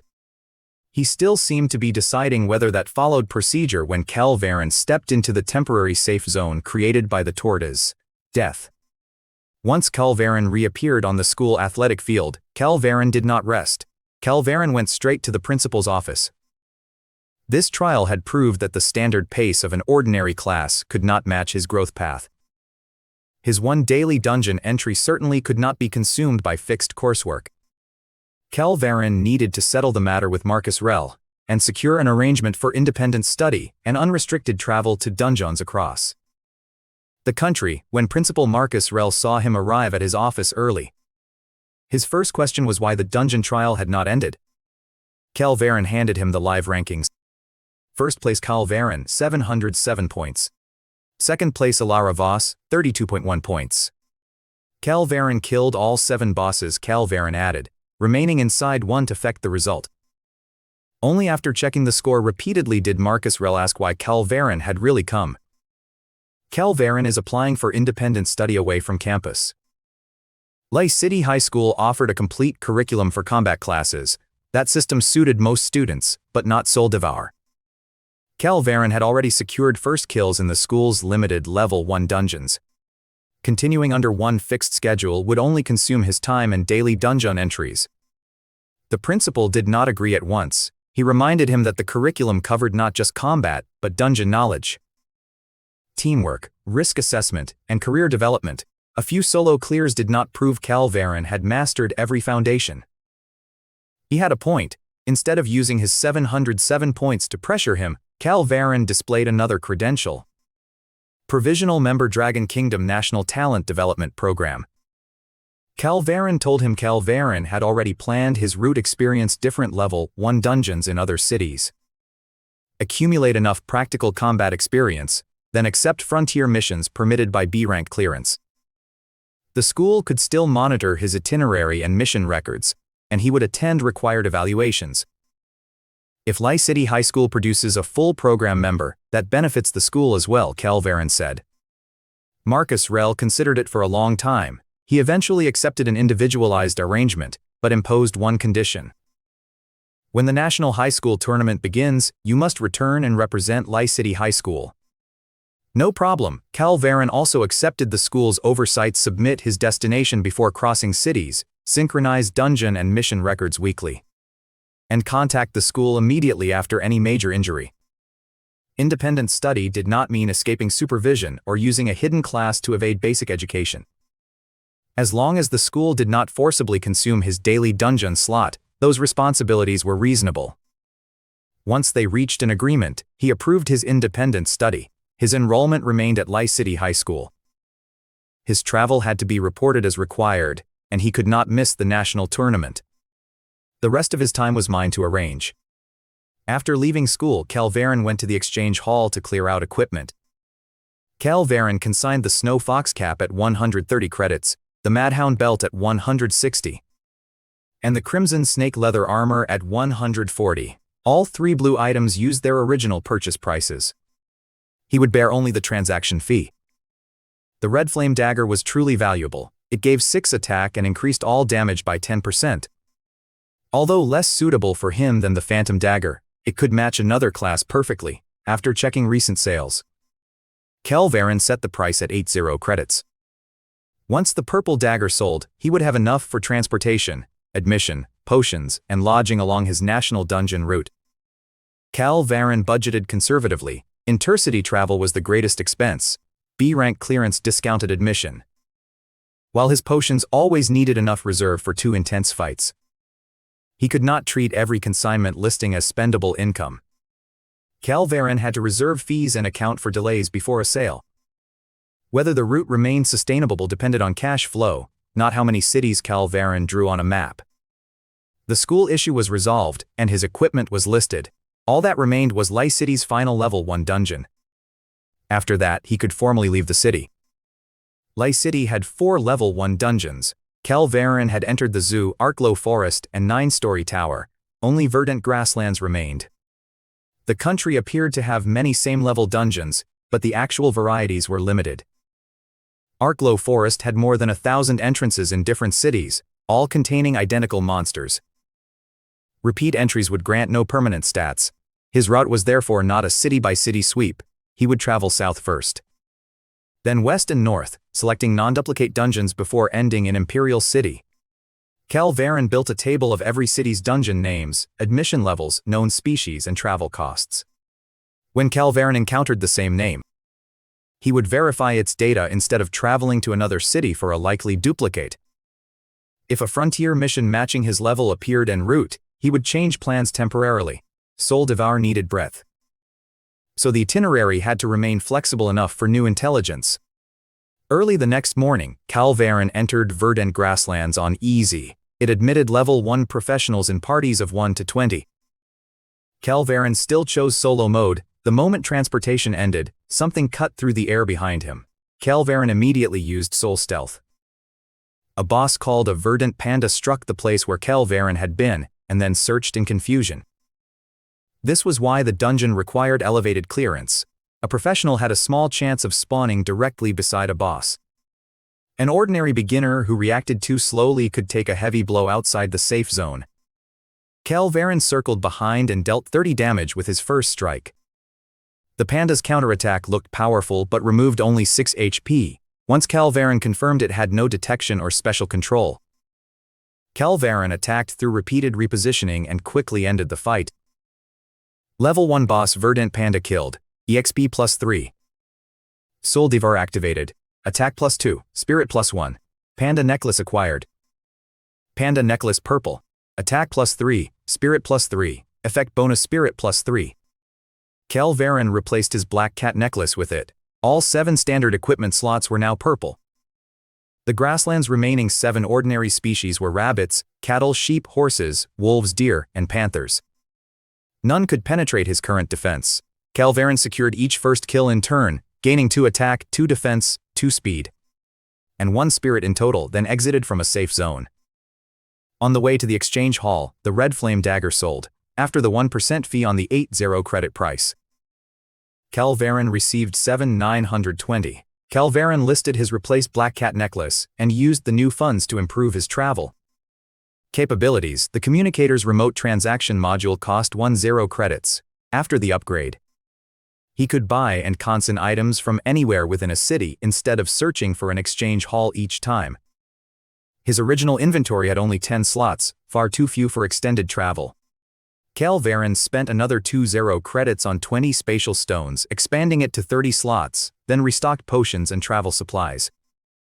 With every preparation complete, Kael Varen boarded a Gale carriage bound for Magic City. A teleportation array cost only 100 credits and was faster. Kael Varen chose the carriage partly to see the country and partly to reduce the transportation costs that would accumulate over a long Trip, Kael Varen divided the 30 inventory slots into combat, recovery, mobility, and items for sale sections. The Phantom Dagger and combat set remained equipped. The bridge crossing combination sat in the outermost slots. Health and mana potions held fixed positions. If Kael Varen had to change equipment inside an unfamiliar dungeon, he would not dig through a heap of materials. The preparation seemed trivial, but could prevent a lethal mistake. As the carriage left Lie City, his nationwide dungeon plan officially began. The Gale carriage traveled through the night. Early the next morning, Kael Varen entered Magic City and first visited its introductory zoo dungeon. It shared the name and 5 ornamental species of Lie City's dungeon, but had 4 additional species.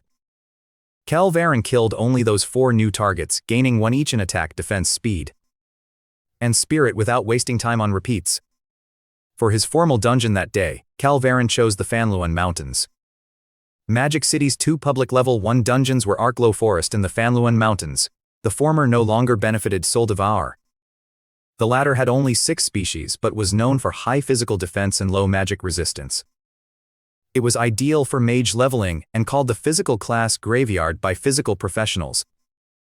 After entering on easy, Kael Varen began searching at the foothills.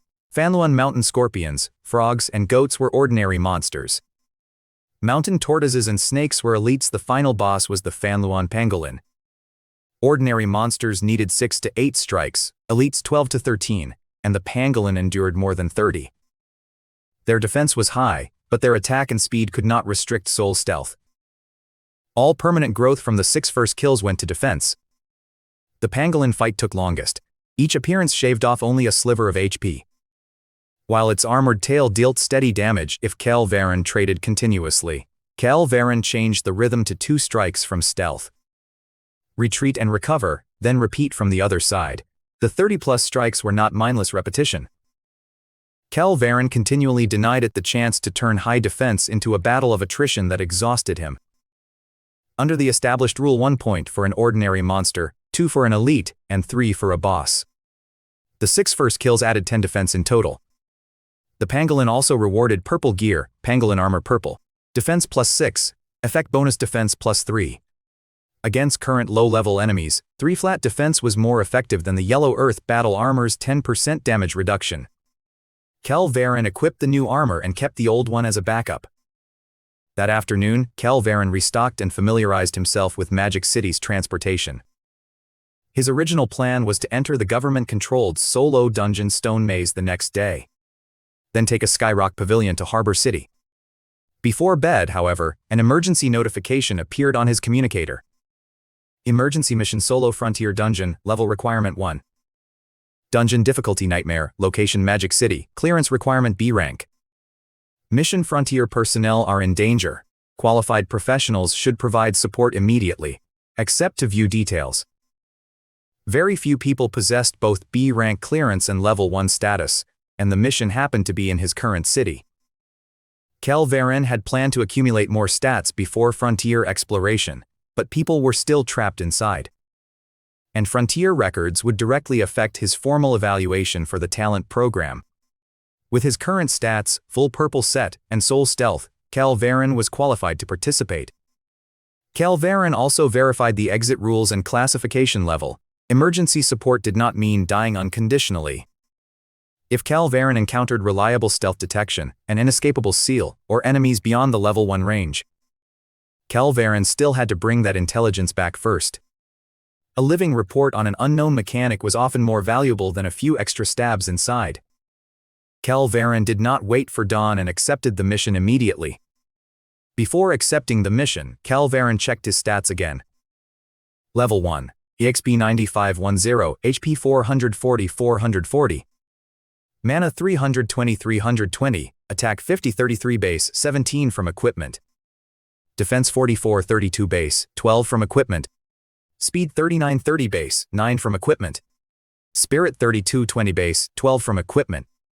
Equipment: Phantom Dagger, Tiger King Battle Boots, Talon Bracelet, Dragonflay Crown, Orange Glow Belt, Pangolin Armor, Panda Necklace.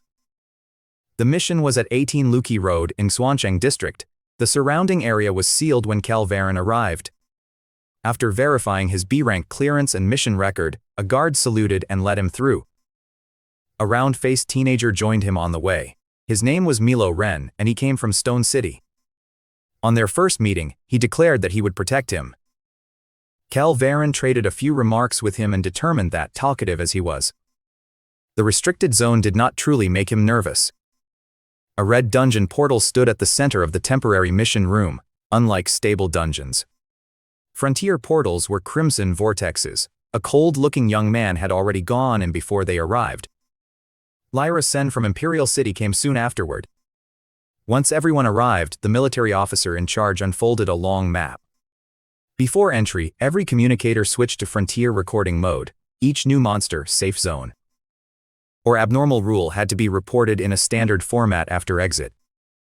The solo instances could not see one another, but shared safe zone progress and the final boss's status. One person's decision might directly change everyone else's retreat conditions. The dungeon was called Phantom Corridor. Its entrance contained a large safe zone, with 4 more already discovered along the explored corridor. 4 monster species were confirmed: fast, offensive phantom rats, fast, defensive phantom rabbits, well-balanced phantom foxes with exceptional speed and fast, offensive phantom cats with low magic resistance. Your mission is to enter the unknown section and activate the 5th safe zone, the officer said. Pointing to the map's end, exit and report immediately upon success. If the new safe zone is already active when you enter, someone finished first, you should still leave at once.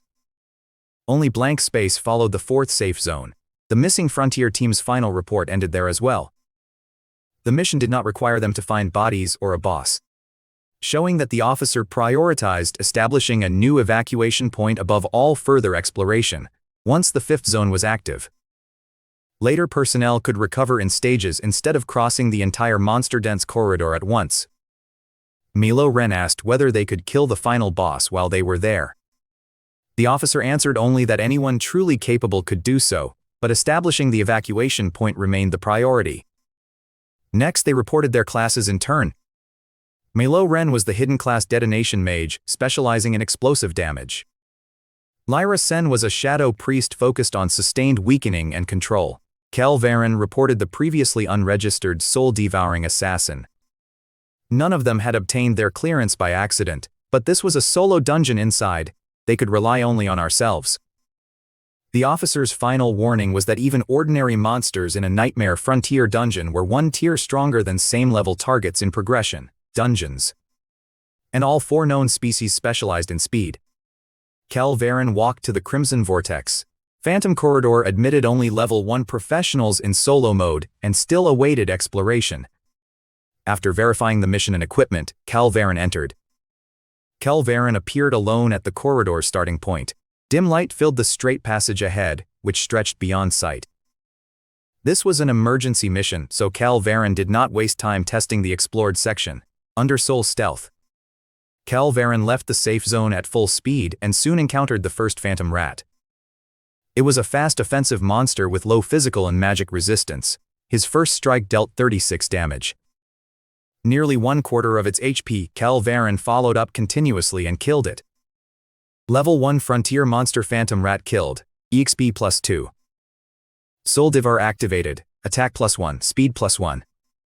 An ordinary frontier monster approached an elite progression monster in strength, and its first kill also granted 2 points. 3 phantom rabbits appeared ahead. They had high speed and defense, but their attack posed no threat. Kael Varen focused down 1 and gained 1 speed and 1 spirit. Kael Varen did not stop at the first 4 safe zones. Along the way, Kael Varen secured first kills on a phantom fox and phantom cat, gaining another 2 speed, 1 attack, and 1 spirit in total. All 4 known ordinary species were now recorded, providing 8 permanent stat points. Beyond the 4th safe zone lay unknown territory. Kael Varen restored his condition fully before continuing. The first new target appeared as a pair of green eyes. Up close, Kael Varen identified an elite phantom wolf. His first strike dealt 27 damage. Its overall strength already approached a normal dungeon boss. Kael Varen evaded its pursuit with soul stealth and secured the kill without losing control. Level 1 Elite Frontier Monster Phantom Wolf killed. EXP +3. Soul-Devouring activated. Speed +2, Attack +1. Kael Varen discovered 8 phantom wolves farther ahead. Two guarded the same stretch side by side, while several others stood close together. Any ordinary professional unable to disengage quickly could easily pull successive groups into a siege.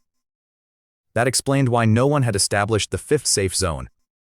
At last, an unstable ring of light appeared ahead. Activation had reached 72%. Although Phantom Corridor used solo combat instances, its map and safe zone progress synchronized between them. He could not see the previous explorer.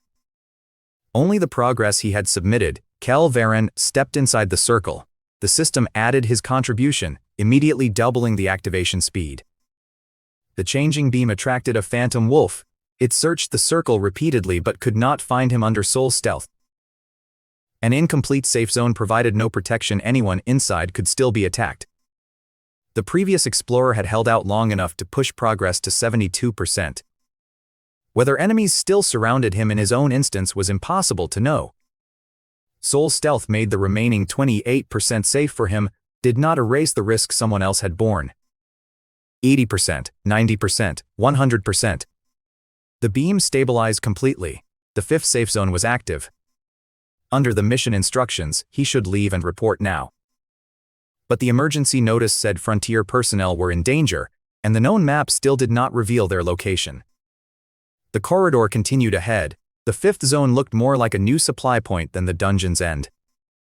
Standing in the newly established safe zone, Kael Varen restored himself completely but ultimately did not leave.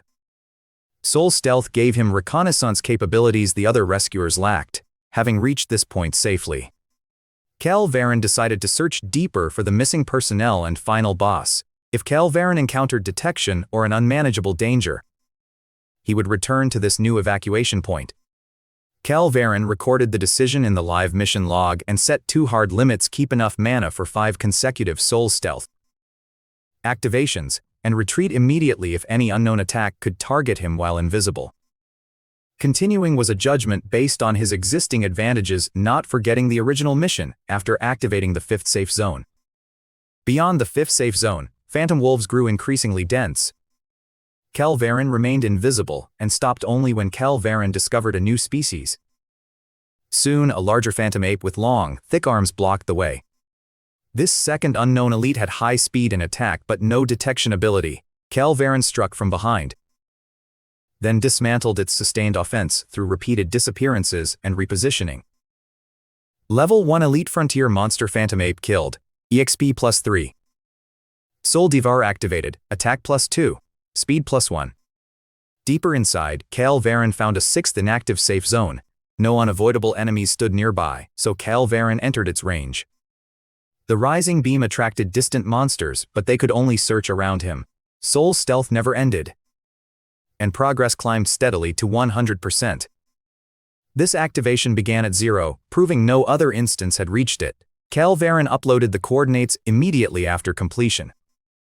Even if Kael Varen failed to kill the boss, later rescuers could use the area to recover and withdraw. It shortened the longest uninterrupted advance through unknown territory again.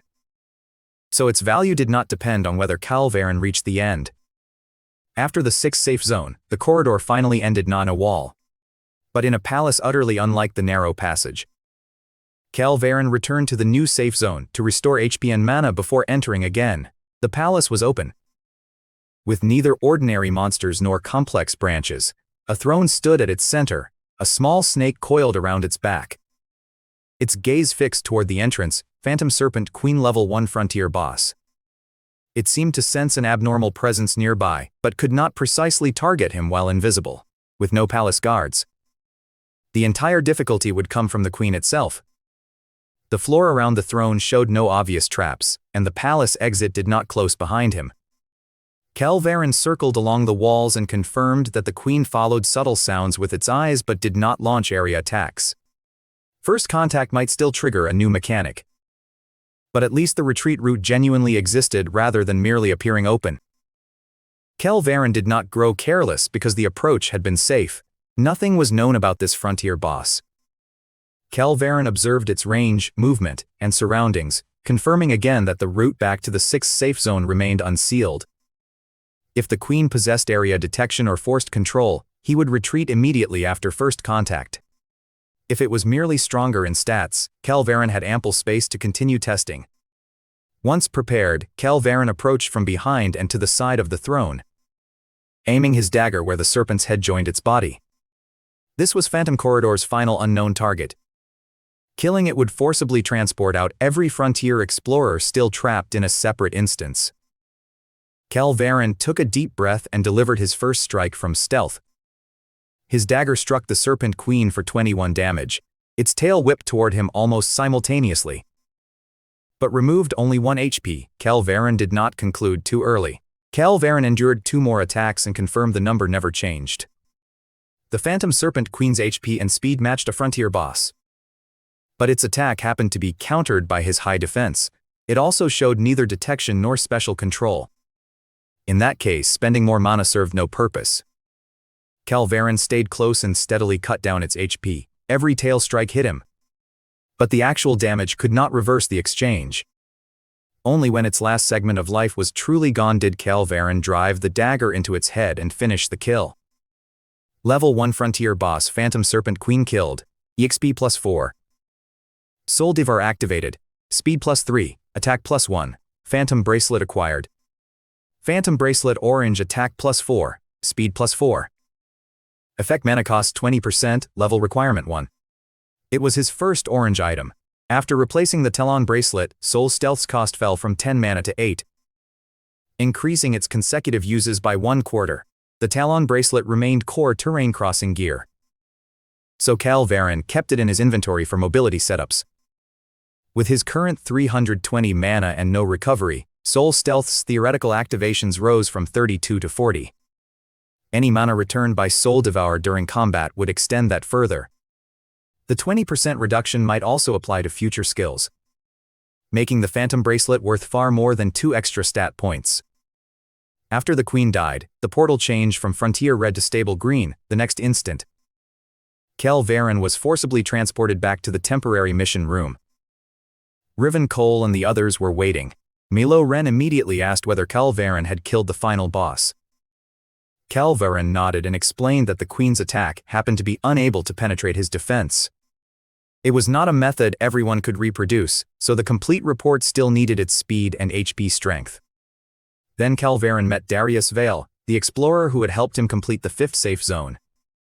Once progress synchronized between solo instances, he used an orange equipment technique to dispel aggro along the route, then relied on his immovable as a mountain talent to regenerate HP while tanking a phantom wolf inside the safe zone. His single stay would still have been too short to finish activation. Only when his contributions stacked with his did the progress reach 100%. The military had sent 10 frontier personnel into the dungeon. Little Dragon had already exited through the 5th safe zone. After the Serpent Queen died, the remaining 9 were forcibly transported back together. Only Little Tiger and Little Pig remained standing. The other 7 had died. The room went silent. Kael Varen had seen frontier casualty figures only in the news, facing people who no longer breathed. Kael Varen finally understood what had been traded for every dungeon rule and safe zone. Kael Varen did not use the boss is dead to soften the outcome. 9 people returned, but only 2 survived. Before Kael Varen reached the palace, they had already suffered irreversible wounds in their own instances.